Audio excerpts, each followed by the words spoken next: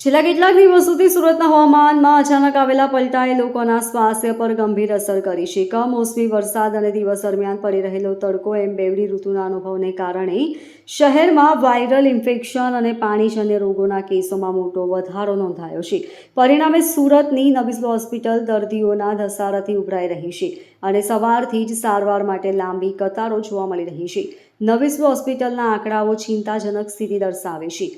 હોસ્પિટલની 7 ઓપીડીમાં દરરોજ સરેરાશ 700 જેટલા દર્દીઓ સારવાર માટે આવી રહ્યા છે.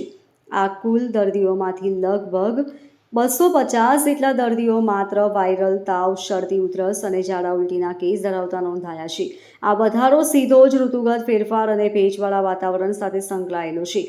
સિવિલ હોસ્પિટલમાં સવારના સમયથી જ દર્દીઓની સૌથી લાંબી લાઈનો જોવા મળી રહી છે. ખાસ કરીને ગ્રામ્ય વિસ્તાર અને ઇન્ડસ્ટ્રીયલ એરિયામાંથી આવતા શ્રમિકોની સંખ્યા વિશેષ છે, જેઓ ઝડપથી આ રોગચાળાની ઝપેટમાં આવી રહ્યા છે. મેડિસિન વિભાગના ડોક્ટર હર્ષદ રાદડિયાએ વર્તમાન પરિસ્થિતિ અંગે માહિતી આપતા જણાવ્યું હતું કે હાલ સિઝનમાં પરિવર્તન થવાના કારણે વાયરલના દર્દીઓની સંખ્યામાં સતત વધારો જોવા મળી રહ્યો છે. સૌથી વધુ દર્દીઓ ઇન્ડસ્ટ્રીયલ વિસ્તારમાંથી આવી રહ્યા છે. અત્યારે હાલ જે કમોસમી વરસાદ જે થયો છે એના સંદર્ભમાં મે બી થોડો 5-7% કેસમાં 5 થી 10% જેટલો વધારો મેડિસિન સ્કિનમાં ખાસ વધારો થયો છે અને પીડિયાટ્રિકમાં થોડો વધારો થયો છે.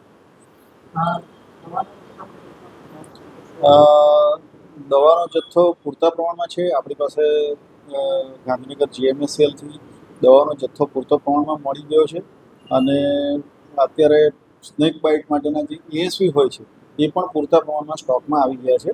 એટલે દવા બાબતે કોઈ અત્યારે કોઈ સમસ્યા નથી.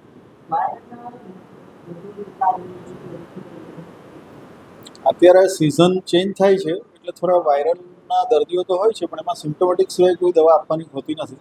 બાકી સામાન્ય રીતે મોટાભાગની દવાઓ અત્યારે ઉપલબ્ધ છે. આઈ ફ્લુઇડ, એન્ટીબાયોટિક્સ, ASV મેં અગાઉ કીધું તેમ એન્ટી-સ્નેક વિનમ, તમામ સેન્ટરોમાં ASVનો જથ્થો ગાંધીનગરથી પૂરતા પ્રમાણમાં ફાળવી દેવામાં આવ્યો છે, જેથી કરીને કોઈ પણ સ્નેક બાઇટના કે કોઈ પણ ઇમરજન્સી કેસીસ આવે, નાના સેન્ટરોમાં પણ આવે તો ત્યાં પણ એ બધી ઉપલબ્ધ છે.